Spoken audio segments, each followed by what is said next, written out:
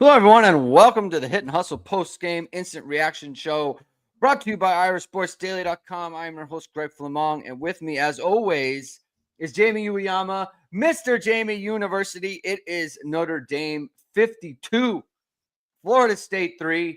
That's a bad football team, Jamie. I'm just going to say it right now. That is not good. That is not what you want. But Notre Dame came out and did what they had to do against a bad football team. They beat them really good. So we're going to talk about that. We're going to talk about the offense. Riley Leonard, a little up and down night, but he did the things that he had to do. Coming off a bye, wasn't as sharp. It was a little windy, right? I'm willing to kind of give some grace to some of the passes we saw today. When it's windy and swirling like that, it gets a little bit difficult. So there was that. The defense, bad first drive. Rest of the game, they shut it down, as is kind of the norm for them. And then we'll talk about everything else, whatever people want to talk about on this wonderful evening. So thank you, everyone, for tuning in. If you like what you hear today and you haven't done so already, please hit the like button. Please hit subscribe. Please hit the notification bell soon, whatever it is. We are going to go live. Links to the podcast are in the description below, Jamie. And if people have not, they're new to this show, we've got something special for you. We've got something special. Ge Wang, ESQ Clothing. There is a special Black Friday situation going on. Ge is going to match the number of points that Notre Dame puts up against Army in their matchup for Black Friday. The week after the Notre Dame Army game, the Black Friday sale is going to be. So however many points Notre Dame scores against Army, that is going to be how much off you are going to get on all of your ESQ clothing. You've seen ESQ and all your favorite Notre Dame players and coaches. Some of the best made custom suits, sport coats, shirts, bomber jackets, whatever you want. Go to esqclothing.com. Book an appointment to upgrade your wardrobe today. You've got the special. That's what's coming up. Go to esqclothing.com. It's online, no gift cards. Okay, it doesn't work with gift cards. It doesn't work with any of that stuff. But the special is going to be online for Black Friday, so you want to check that out on ESQ Clothing. Jamie, where do you want to start? Right, it's coming off the bye week, like I talked about before. It was a little bit sloppy after the first drive, right? Like Notre Dame had a great first drive. Riley Leonard, 34-yard touchdown run. A little bit sloppy. They cleaned it up, especially defensively, and then they pounded them, right? There were some squirrely things that went on this game. I thought Marcus Freeman made some of the weirdest decisions as far as like fourth down, punting in weird situations, not going for it in other situations. But at the end of the day, not much to complain about. Notre Dame romps. What is your main takeaway here, Jamie? What is your big picture view of the Notre Dame football game today? I think you play Florida State and they stink. They're a horrible football team. They're a stinky, smelly football team. They were bad. They were as advertised. Yeah. I think that, you just kind of want to get out of the game and just beat them like that. Exactly. Like, I don't even think, specifically on offense, they didn't play that well. Yeah. They had been playing better before the break. I will say FSU's defense, they have good players. Like they have, it also just shows too, like, when they threw at AZ Thomas, he's their best corner. They didn't get anything. Like it was like they got nothing when that happened. When they went and exploited like the bad guys on FSU's defense, they had success. They didn't have success running inside. I didn't expect them to have a ton of success running inside because of their defensive tackles, and I knew that was going to be like a little bit of a tough thing for them. I think it's probably a little bit more unexpected that Ryan Leonard was like so off most of the night. Like you said, maybe it was wind, maybe it was some other stuff too. There was also some other stuff, things were just like some drops that kind of hurt him. Yeah. That kind of, mixed in with it, but like, I mean, Florida State, it's just, I can't even believe how bad they are. I can't believe how bad they are. And I mean, I've seen it all year, so Mhm. it's, I guess I can believe it, but just, it's just like, wow. To have like, I understand the quarterbacks aren't good, right? I understand the quarterbacks aren't good and should be playing. Mhm. I get it. And they have problems on the offensive line and all that too, but like, they just shouldn't be this bad. They shouldn't be this bad. Like, it's really just, I guess Mike Norvell's not getting fired, but I just don't know how you're gonna go, 2-10 or 1-11 and just like survive. Like, I mean, it's gross. Well, It's he's mentally checked out. I mean, like okay, it's 52-3. Like, and so when it ends up 52-3, like some of the specifics just seem kind of like, why even talk about them, right? But at the end of the first half, Notre Dame is lining up to kick a 52-yard field goal, which I was like, they should not be doing this. There is yeah. Zach Yoakum. I don't know that he can even reach. Can he reach? The wind was swirling. Florida State's blocked a bunch of kicks this year. I was like, you should be going for this, because it's not like Florida State's going to do anything with the ball. Florida State calls timeout. They called Yeah. timeout, and then Notre Dame sets up a play, and then I think they pretty clearly put 12 on the field on purpose. Notre Dame completes the pass. There's 11 seconds left, but because of the new rule with what Oregon did, they put the time back on the clock. I And Notre Dame know. gets the play.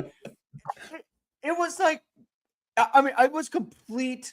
This is honestly, that is something that if Marcus Freeman had done it, everyone would be like, new coach, doesn't know what he's doing, in over his head. Mike Norvell has been doing this for way too long to be doing that kind of stuff. That was so bad. Like, he hurt his team. And then he huddles them up. And I put it in our text stream.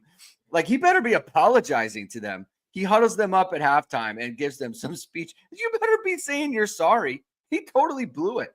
Oh my gosh. That, like, to me, it's not so much like, I'm not talking about the players quitting when the coach is doing that stuff and you're hurting your team like that. That was really, really bad. Well, Gordon Butler, Jamie wildly overestimated. Thank you for the super chat. Wildly overestimated FSU with 42-6. I know. Bad job by you, Jamie. Well, I gave him a touchdown. I gave him a touchdown. I said 49-7. So, but what were we going to say? I apologize. well, I mean, the tone was set on the first drive of the game where, you know what, kudos for going on fourth down twice on the first Yes. drive, but then He kicks a field goal. you kicked a 23-yard field goal. You're at the 4-yard line. Like, what are you doing? Because the thing is, too, is like, at the very least, like, okay, like, what? You have nothing to lose here. You have Yeah. nothing to lose. You're 1-8. All you can do is just make Notre Dame think like, hey, oh, all of a sudden Notre Dame, the crowd starts murmuring if they score. Like, there's just all of these things that like could have maybe happened for them to like, make it interesting, and they just like, I that was a just mind-bogglingly dumb decision. I just don't understand that at all. Um, but I mean, obviously, I mean, I would say even with the things with like that, we talked about this before about the 4-8 BK. Not a great night for BK either. By the way, but the 4-8 BK team, you know, there was a lot bad going on, but that team still competed Yeah. hard in the end, and they actually did get better, like, as the season went along. Like, I know that the last USC game was ugly, but there was a lot of things, specifically with some of the young guys, were developing at least. Man, this Florida State team is just bad news bears, man. They suck. They are just, it's a total joke of a situation. Um, yeah, I mean, people are talking about the Howard Cross thing. Yeah. that is probably the biggest development that come out of this game.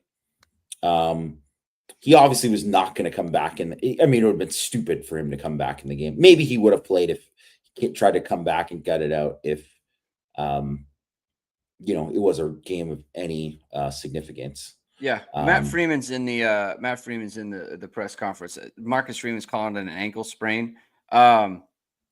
Looked high ankle to me, just based on how they wrapped it. The low ankles, they don't put the big brace on there. I thought that was a high ankle situation. I'm going to tell you right now, he's not going to play next week. I'm going to tell you that they took him out of the game. They had the big brace on him. He's not playing next week, and that's probably okay. It's going to take at least a week, but it's not catastrophic, right? I think Notre Dame should be fine without Howard Cross next week. Thank goodness Gabe Rubio's back and playing good football. And not Kurt Hinish. Donovan Hinish is also playing good football right now. But it's not a catastrophe. It doesn't look like just an ankle sprain there. So that's the update from Marcus Freeman in the press conference. Please continue, Jamie. Yeah, no, I mean, it could have been a lot worse. Yeah, it could have been a lot worse. So I think he also sprained his ankle. I guess it was 3 years ago or 2 years ago, and missed it was a similar thing where it was not good. And he ended up missing only one game, but he wasn't quite the same. Yeah. For a little bit. I mean, I would guess that, I can't see any way that he plays against Virginia. No. And maybe not even Army too. And that's fine. Yeah. Yeah. They should be able to get by with that. Jamie, let's talk about Riley Leonard in this game. 14 of 27, 215 yards, the one touchdown, 52. So from a completion percentage standpoint, not his best. They had a drop. They had a couple drops. They had some Jordan Faison drops. They had some let me see here. Jordan Faison targeted 5 times. He had a couple drops. Jeremiah Love had a drop there. So that was one where the drive after the touchdown, they went 3 and out there. There was a drop there that was going to be a first down. He was also off on some throws, right? Like I think that's fair to say. His deep ball today was not good until they started hitting those slot fades. He threw the slot fade well. I'll give him credit for that. Hit the touchdown to Mitchell Evans, which was a very good throw. One of her better throws of the day. Hit Jaden Greathouse on a slot fade. He hit Jaden Harrison on a couple slot fades in this game. So that was really nice. He had a couple of times when he threw the ball deep to Bo Collins, where it's like you're not even giving him a shot. You're throwing the ball out of bounds. It's like you got to give him a chance on those. Personally, I am totally fine with it. Right? I am not going. He was due to have a game that was uneven like this. But when you have a game like that, you throw for a touchdown. You still throw for 215 yards, which is what you want. You want the yardage. You run for 70 and 2 more touchdowns. That's the Riley Leonard experience. I'm 100% on board with it. I don't think anyone needs to have a panic or any sort of anything about that. Truly, I think it's totally fine. If it happens again, he has another uneven performance, then we can talk. People love to use the word regression, and it might be my least favorite word in analysis, because it's okay to in 9 games you can have an uneven game. I think that's all right. Okay, that's just my opinion. But where do you come out on that, Jamie? Did you view it any differently? Something a little bit off about Riley Leonard today? Yeah, he wasn't as good as definitely not. You could just tell that. I think what kind of summed it up was the play that Denbrock got mad at him for not throwing the ball to Evans. Yeah. Or he should have he needed to be working the boundary there. Evans and or Thomas, he had an availability there. Yeah. And it just was throw the ball. I think that's what was the thing that was missing there, is that there were throws like that where he just didn't pull the trigger when he needed to. And then obviously too, he was just off on some of those things. You could say that phase on, he should have had that low ball, right? He should have had it. The one that was like on the crosser there, like Needs to catch it. needs to catch it. But there was a lot of stuff like that, like just ball placement was like off for Leonard the whole game. Rajon made a good point, and I want to get your thought on this. Leonard's footwork on a few passes was bad. I've noticed a few times, and I want to I get thought it your was bad thoughts. the whole game. Yeah. I want to get your thoughts because sometimes when he's in the pocket and he has an instinct to move, he has an instinct. I want to get out of here, but then he kind of like you can see himself like talk himself out of it.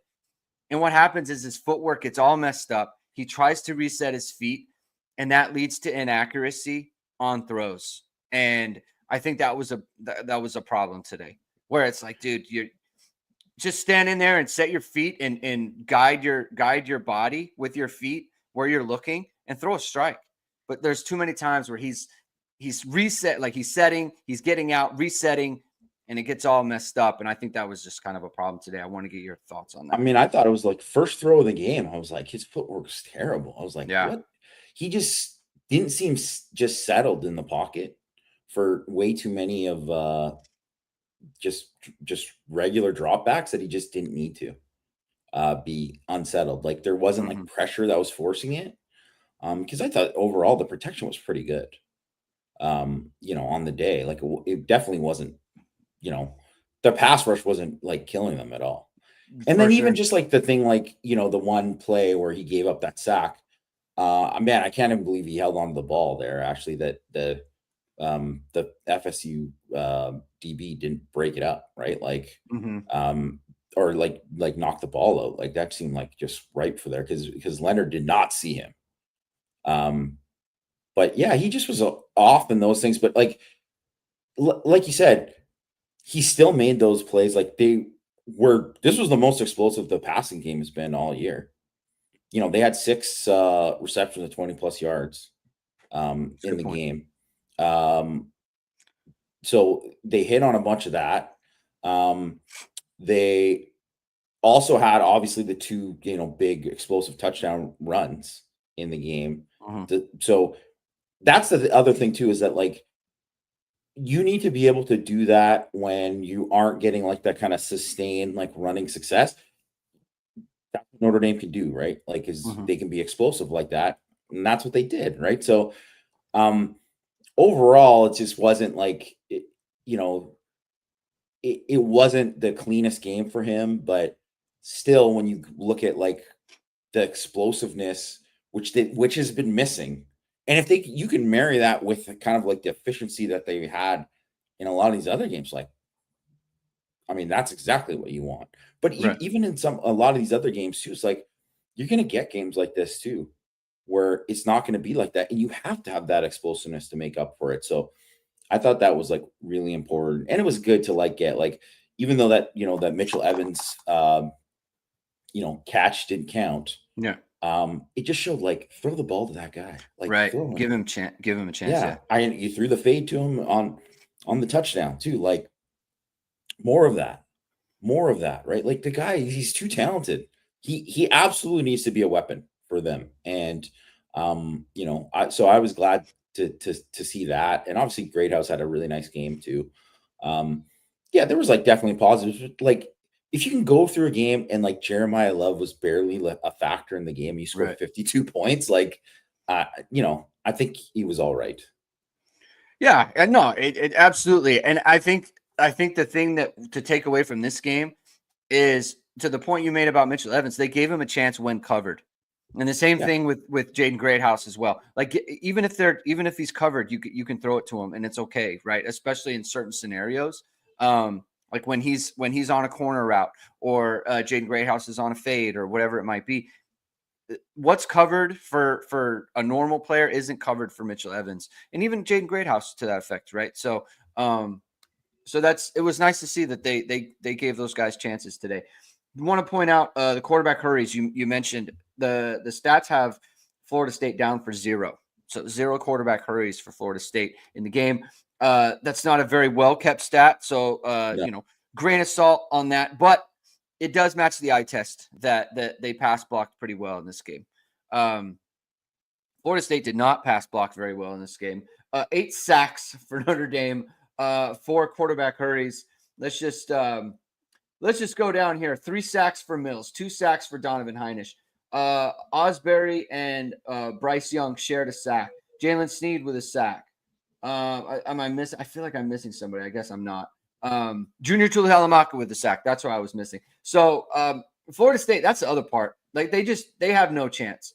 They can't drop back. They have no time, and they have to roll out the quarterback, which limits the route tree, which means everything you're doing is very predictable for the defense. And they're just a defense like Notre Dame's is going to eat it up. And that's how it's going to be. Which is even more shocking why he chose to kick a field goal. And that's how often do you think you're going to be down there if you're playing this defense? You're not going to get. You're not going to get down there. They didn't reach the red zone once in the previous game. So I don't know. It was a completely ridiculous. Completely unhinged. We'll look at special teams. Notre Dame could have legitimately blocked like 5 punts today. They were so unlucky not to. That they blocked 2. I don't think they'll go down as block punts because the ball across line of scrimmage. It's just a punt.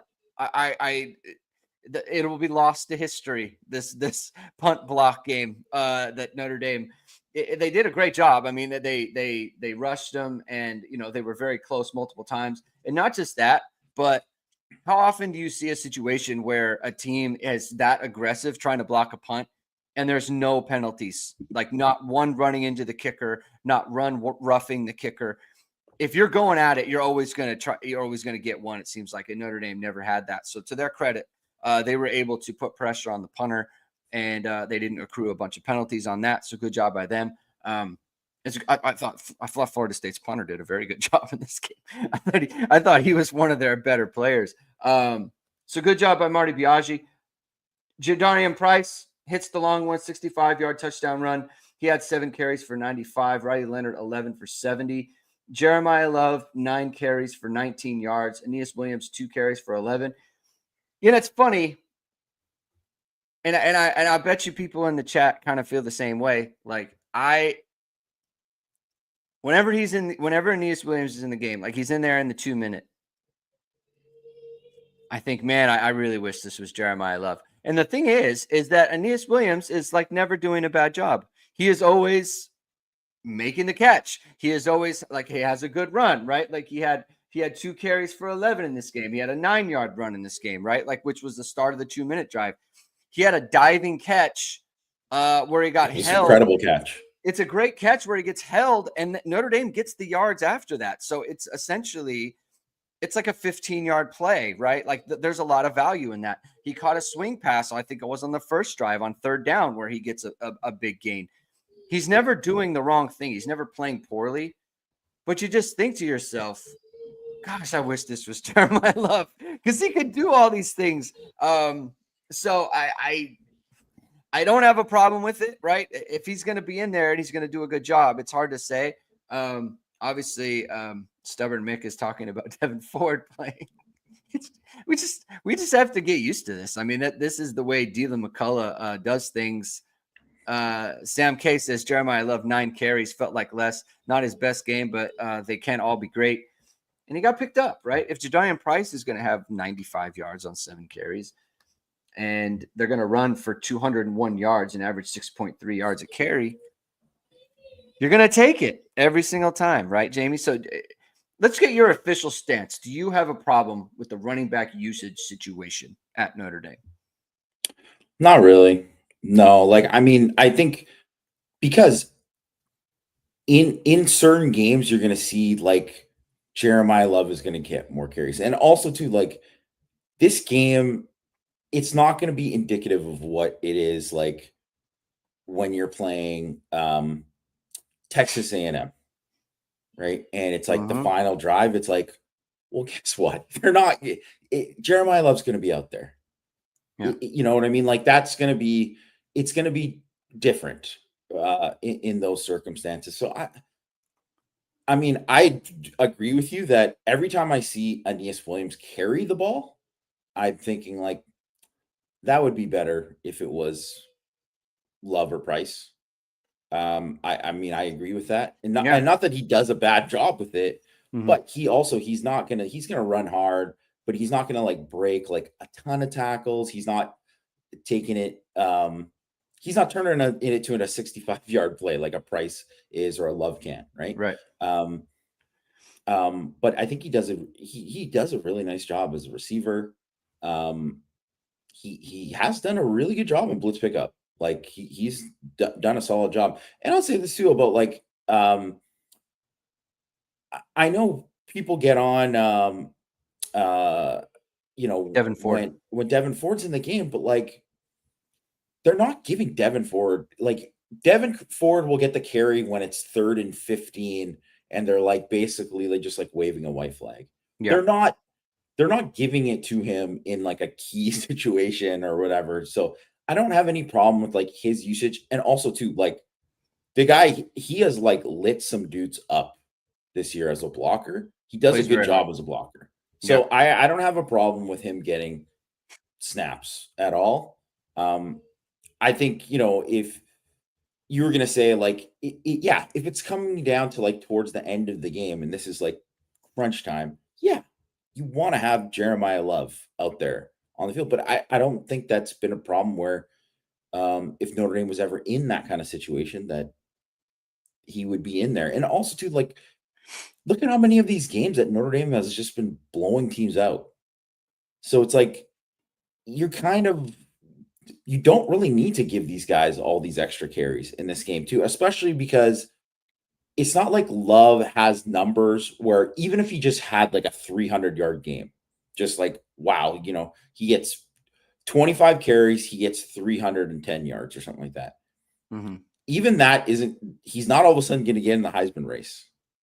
So it's not like they don't need to give him that like or like when they were thinking about uh Audric Estime, they wanted him to win the Doak Walker Award, Yeah. and somehow he wasn't even a finalist, which was a joke. But that because they're not having to do that, they don't really have to give him unnecessary carries. So I don't really think like it hasn't had an impact on any of these games. It really hasn't, right? And obviously he's made enough of an impact in these games and like been a huge, huge piece of the offensive and their offensive success. So I don't really think like he needs to have like Kyron Williams usage, at least not in these things. But like, yeah, if they're in the playoff and they're playing against like Georgia or whoever, like, yes, that's the time when he gets 22 carries or whatever, like that's what you do. Yeah. And you do have to remember, like now, especially like Notre Dame and all teams at this point, like they're thinking beyond these next 4 games or these next 3 games now. You got to have your backs and all those guys like healthier for.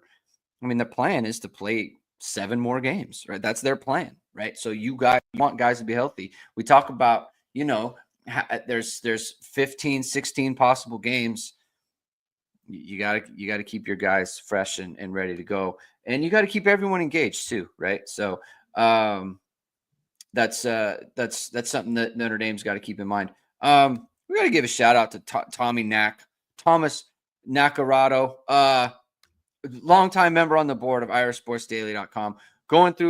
Went through a health situation. I don't want to blow up your whole situation, Tommy, because it's your business. But we're happy to see you on the show, right? You're the man. Thank you for tuning in. Hope you're doing better. Hope you're doing well. Rest up. We'll see you soon. And glad you're here. Glad you're partaking in our show here. Very, very, very excited to have you. Thank you for the super chat. Oops, that's not it. There we go. Gordon Butler. Thank you for the super chat, Gordon Butler. We are spoiled by Al Golden's defense. Opponent gets one drive where they run new stuff, and then it's immediately on lockdown. FSU 3.4 yards per attempt passing, 2.8 yards per rush. You can't get upset about Al Golden's defense on the first drive. You just can't. We've seen it too many times where the other team gets whatever they're gonna get on the first drive, and then they get nothing. That's just Al Golden, right? And that's just the way it goes. They gave up 3 points today. They gave up 14 points last week. Notre Dame's on a roll, Jamie. There was a tweet that went out that Notre Dame, since losing, let me see if I can find it here. Yeah, since losing to Northern Illinois, let me go back here. This is glitching. Since losing to Northern Illinois, Notre Dame has won by 59, won by 25, won by 7, won by 42, won by 18, won by 37, won by 49. And obviously they won by 10 against Texas A&M. Notre Dame has 8 wins. They have won one game by less than 10 points this year. Now with 7 points against Louisville. There's no other way to say it other than that's dominant, right? It is, just as a matter of fact. Objectively speaking, that is, you are being dominant. And I don't think that I've even thought of Notre Dame that way. I don't know that you have, but the facts are the facts. They're crushing teams. They are absolutely destroying teams. And, I think something that I was thinking about, Jamie, as I was watching college football today, where I was watching Georgia go down, and we're watching LSU go down, and, all these other games, I'm thinking to myself, Notre Dame has flaws like everybody else. They are no more flawed than every other program out there. This is wide open. If they can catch a hot streak and continue to college football is wide open right now. They got to get the job done. They absolutely have to keep winning. They got to win next week. Virginia just beat Pitt, right? So they're coming off a nice win. They got to beat Army. They got to beat USC. And then you get into the playoffs, and then who knows what can happen.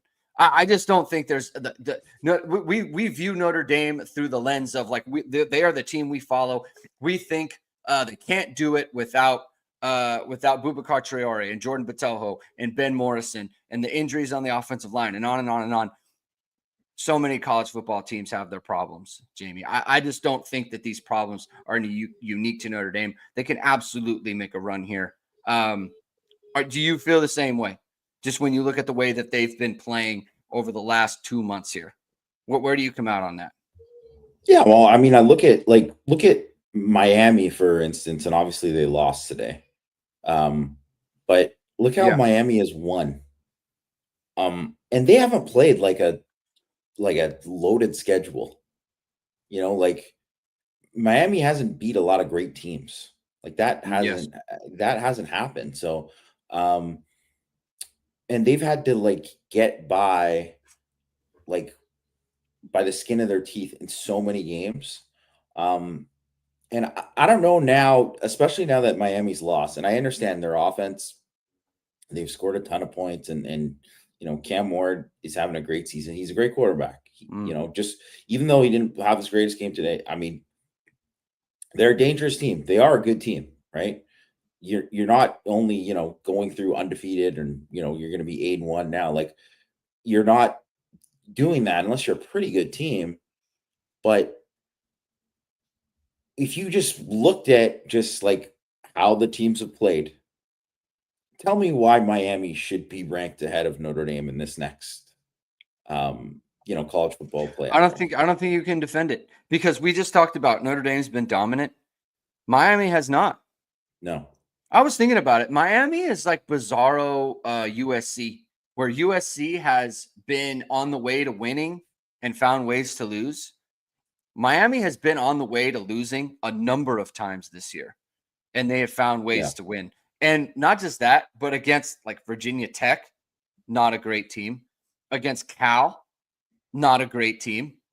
Against Georgia Tech, you find a way to lose that game. They've been on the way to losing a number of times, and they've eked it out. I just when you look at just the way that the two teams have played and the amount of game control that Notre Dame has had versus Miami, I don't think you can't make the case. I don't know that you can defend it. Truly, I don't think you can defend it.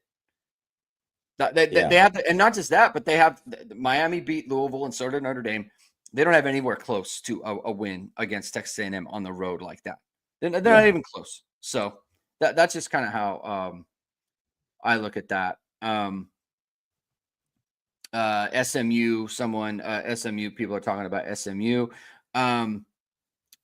Jamie, let's see. Where do we want to go here?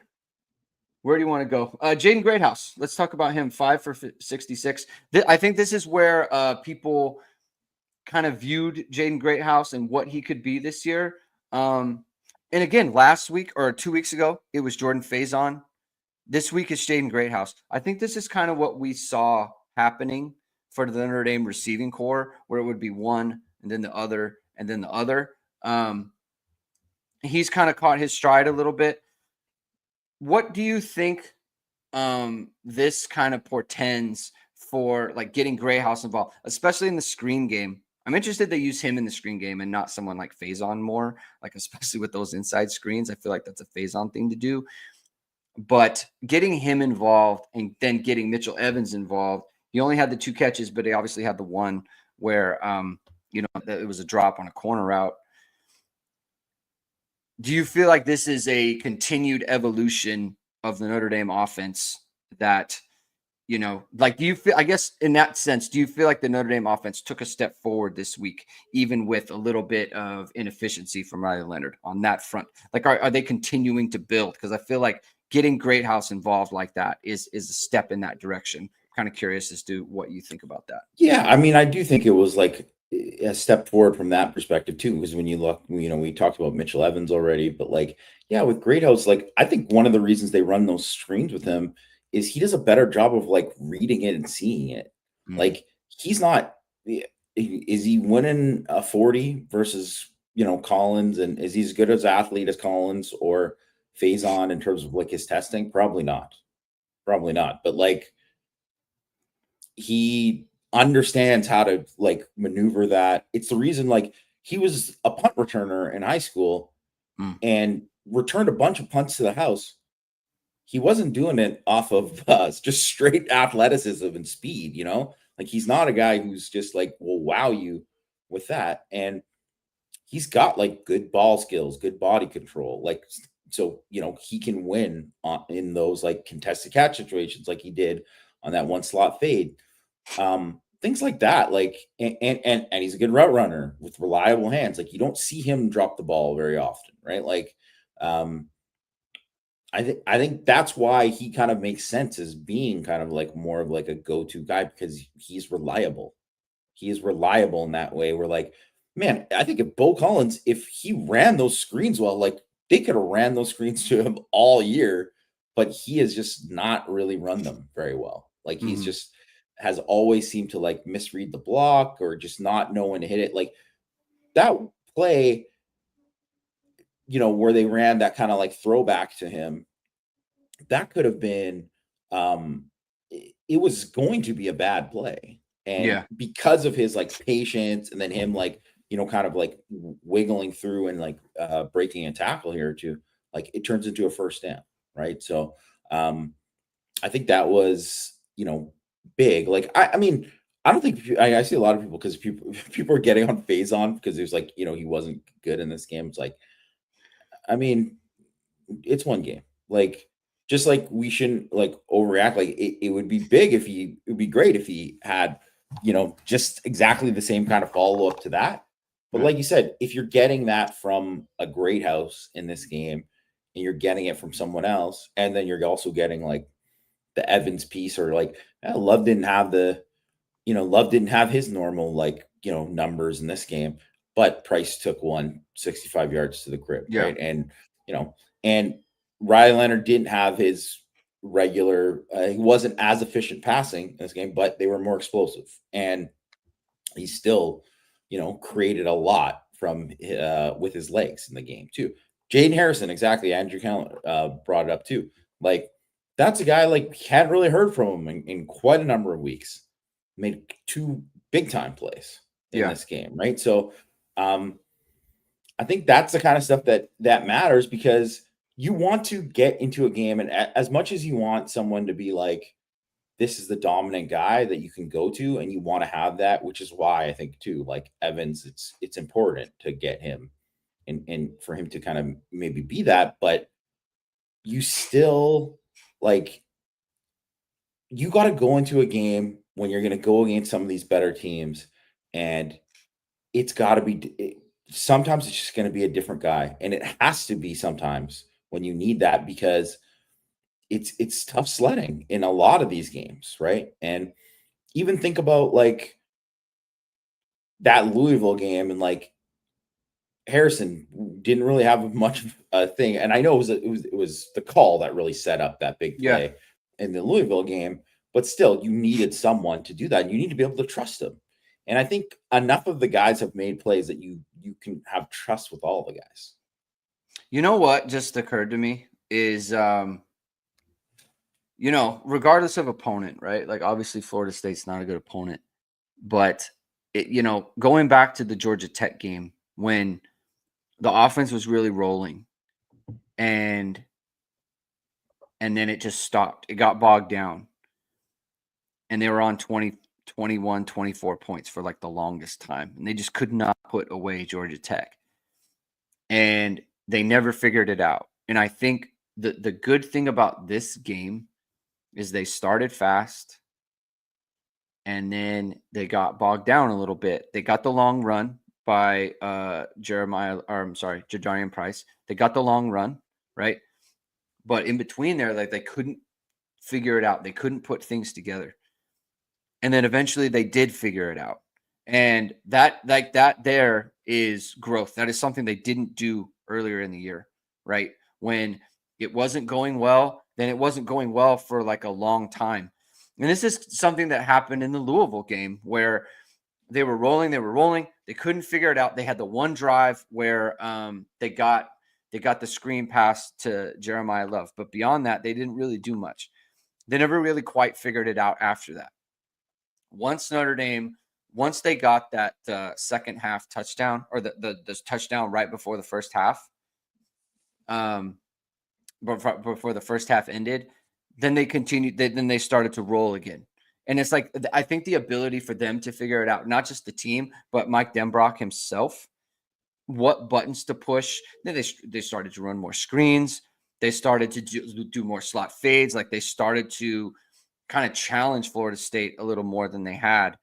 And I think that's important, right? It's important for them to be able to solve problems as the game goes on, because look, we've seen them do well, but we haven't seen them actually kind of figure it out as the game has gone on. That's very important. Figuring out different ways to attack teams with different types of players, with versatility, right? You want multiple levers to be able to pull on your receiving core and with your media company, Jamie. You want to be able to pull certain types of skills out of your media company that you can't do. And if you want to do that and you want to be versatile with the things you can do media wise for your small business or your social media or whatever it might be, then you need to go to VSR Media. Founded by Notre Dame Football pregame host and Emmy Award-winning anchor Vahid Sadwazadeh, VSR Media provides professional and cinematic video and photo. Whether you're looking for a collegiate or pro-level highlight reel, have a personal story to tell, or aiming to diversify and grow your business, VSR Media specializes in short and long-form video storytelling, social media management, and website design. VSR Media also captures professional headshots, senior and sports photos. Contact them at vsrmediacompany.com. Mention Irish Sports Daily to receive 20% off your first project. Visit them online or give them a call at 574-800-9106. Jamie, I've got a quote for you from Riley Leonard. There was so much left out there in the passing game for me specifically. Sometimes I get a little ignorant and greedy. I'm going to tell you, I've never heard a player call themselves ignorant in a post-game press conference. So that's new. So good job by Riley Leonard. He is a funny guy. He is a funny guy. Like when he's in that press conference, he just lets it fly. What a character he is. Jamie, I want to talk about the defense also ignorant and greedy too is like they don't really go together. Yeah, that combo, you don't hear it a lot. Yeah. He's throwing that out there. But look, whatever you think, Riley, that's fine. Jamie, the defense. Who stuck out to you, right? That we saw a lot from Bryce Young, saw a lot from Donovan Heinisch. Obviously, we saw a lot from Riley Mills. We had a classic Riley Mills game 2021 Virginia replaced by 2024 Florida State. Was there any player that stuck out to you today you want to mention, you want to give a special shout out to? Obviously, Luke Talich, pick 6. That's good stuff. Anyone else that you wanted to kind of highlight who's been kind of under the radar for you a little bit?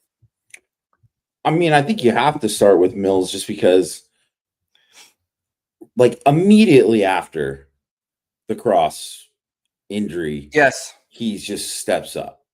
yeah, Like, that's just huge. Like, was absolutely massive. And just was like, yeah, okay, well, now I guess I got to take over. And he did. Like, that was, obviously a huge factor. But, like, I think, when you get that many sacks, and like 8 sacks is like crazy. When you get that many sacks in a game, and you're always going to look at, like, okay, like, I mean, Heinisch obviously, stood out on those things too, but part of it, if you look at almost all the sacks, a lot of it came from the interior. Their guards sucked. We're bad. And those guys have been bad all year. So it's like they've had injuries there and all that too. So that's really, really hurt them. yeah.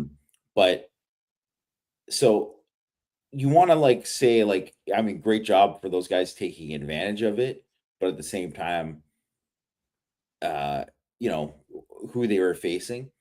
But I gotta just give it up to the secondary again, because, like, no one is running open. There's no one running open. Love to see Jordan Clark get a pick in this game. That He's really had it stood going. out to me, Yeah. actually. Love to see him get a pick in this game.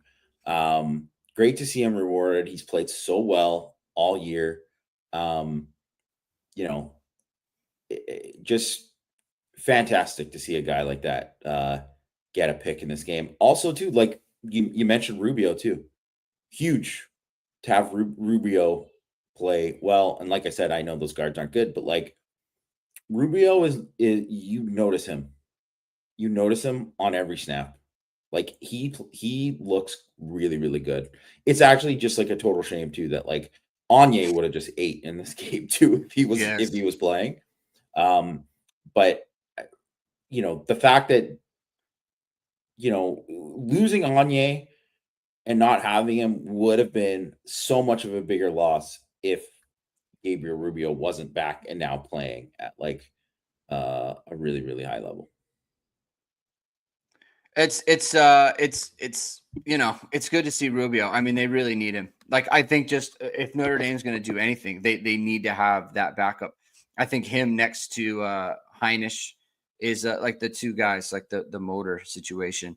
Do you have any concern about run game stuff? Is it just like imperfect team, just like it's fine, right? Like 43 carries, 120 yards, 2.8 a carry. I don't know. They never give up any points. They just don't. I mean, if they do give up anything, they had a 27-yard run that they allowed in this game, a 14-yard run. Is it just too nitpicky for you? Just for I think it's too nitpicky because, one, they never even like, if you look at some of, like, their bigger runs later on when they're getting it, it's like, well, they hit that one big run, which was like a 3rd and long, and they ran it and they caught him. Notre Dame's getting ready to rush the passer and they caught him, right? So you're like, that kind of thing. You're like, I mean, you got to give that up sometimes, Yeah. right? That's going to happen.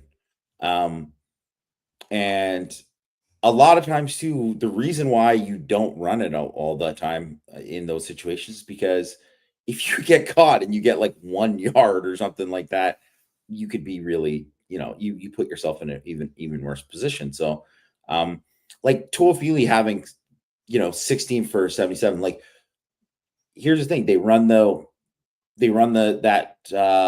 crack toss to the wide side of the field again, to the field, and then they adjust.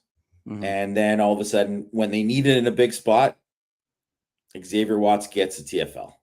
So Yeah. that's why I don't really worry about it. And even some of the stuff with like, some of the other stuff too was them like a quarterback scrambling and getting like 5 yards on a thing off of like a Mhm. play action boot. Like there was just a lot of that too. And even if they started a drive where you're like, man, they got the quarterback gets 7 yards on this Mhm. first drive, then they get a first down on the next one.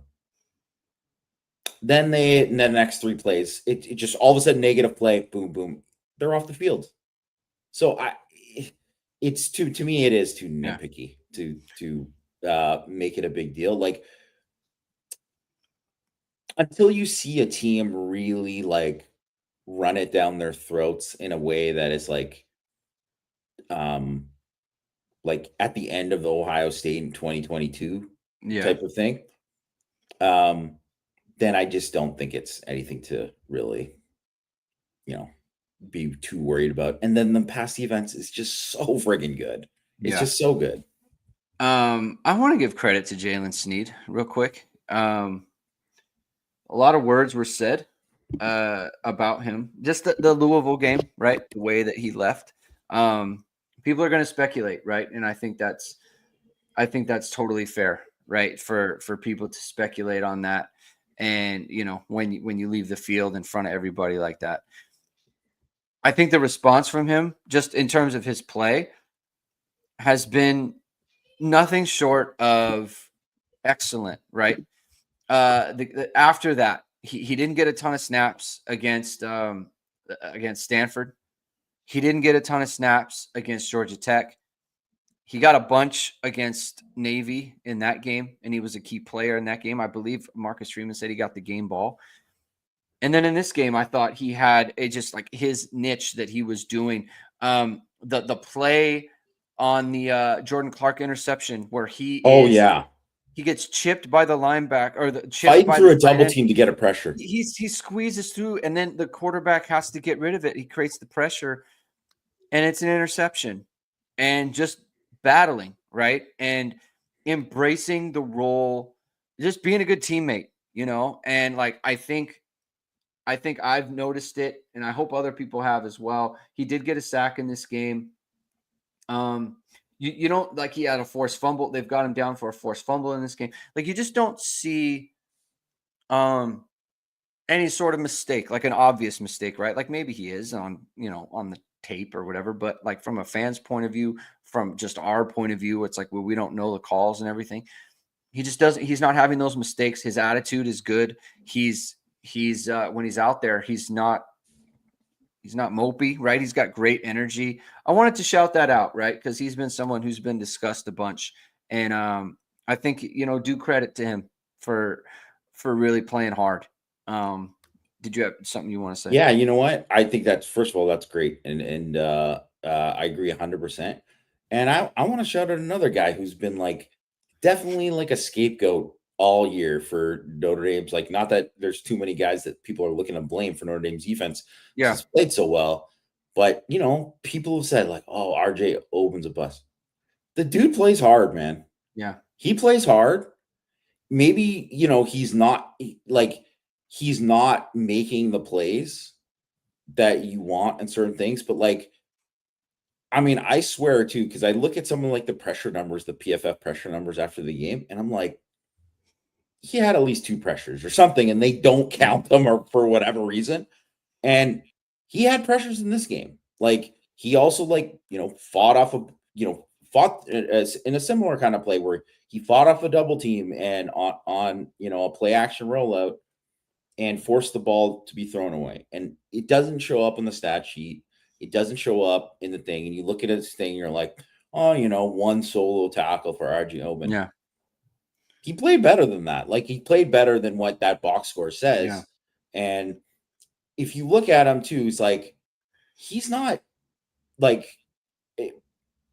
people can get excited because thought there's some good stuff from Bryce Young in this game too. mhm, But it's just not so. There's a reason why it's not just like, well, Bryce Young is immediately, or they're gonna play Tui Halamaka and Burnham, and that'll be the starters there, whatever. It's like RJ Open has gotten better. He has played better. It's not something will happen and it will break for him and he will get a sack or something like that. And obviously he's not had the season that anyone has wanted him to have. He certainly hasn't had the season that he's wanted to have. But I mean, I don't see it in his effort at all. I think he's like playing plenty hard. And I think it's definitely admirable considering, like, I'm sure that he's well aware that people have, been, pretty harsh towards him. Yeah, and it's like frustrating. Like he had a couple opportunities in this game to get tackles for loss, and it's just like, oh, like a missed jersey pull, or like he couldn't get a grip on the jersey or whatever it might be, and the they slipped off or whatever, and those things happen, right? But to your point, like, he is creating problems. He is making the quarterback get out of there. He is making the quarterback sprint towards the sideline in order to avoid him, right? And that can ruin a play for what they're trying to do. And honoring your teammates and honoring the fact that, like, you get your opportunity on the field and he makes the most of it, right? So I think it's good to point that out. Tay Johnson gets in the game. He has a couple of tackles registered, which is great, right? Like he foot injury. They've got him at corner now, and he goes in there and he makes a couple of tackles. So that's very cool for him. Jaden Osbury, another good game. He had 4 tackles. Donovan Heidish with 5, 2 sacks. Big game for him. I mean, look at he's exactly what you think you're going to get out of a Heinisch when you recruit him. Absolutely. We're going to have to monitor the irishsportsdaily.com with Matt and Christian. They're going to be talking to the recruits on campus. There's a bunch of recruits on campus. Like Derek Meadows there, Madden Faramo's there, Nathaniel Wusu Boateng. I tell you, man, how do you not go to this? How do you not play defense for Notre Dame right now? I don't know. It's got to be hard to say no. Just from a fan of defense, what you want the defense to look like. It is the Ohio State version of playing wide receiver, in my opinion. Yeah, Notre Dame's defense, the way that they do things. I mean, and not just that, but like you have Bryce Young running around. You have Kingston Viliamuasa running around, right? And he's a freshman. Jaden Osbury, redshirt freshman. Drake Bowen, redshirt freshman. Like, they have so much youth. Adon Schuler, redshirt freshman. Leonard Moore, true freshman. Christian Gray, true sophomore. Like, they have so much youth on this defense playing at a high level. Who doesn't want to be a part of that? So, any final thoughts, Jamie? Yeah, I mean, I think Virginia winning and beating Pitt, first of all, love to see it. Pat Narduzzi frauding it up as always. Yes. Just and if you looked at their underlying numbers too, they were a fraud team the whole way. So love to see them lose.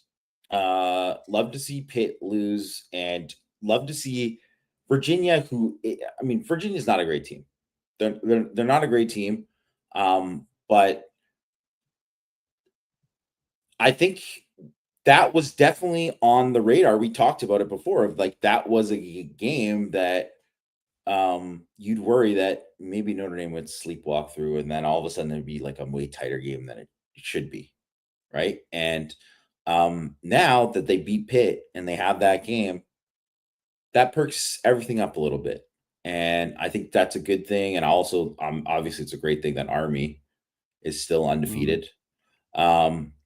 Although I'll say, I watched a good chunk of that Army game, and I mean, kudos to their defense for stepping up.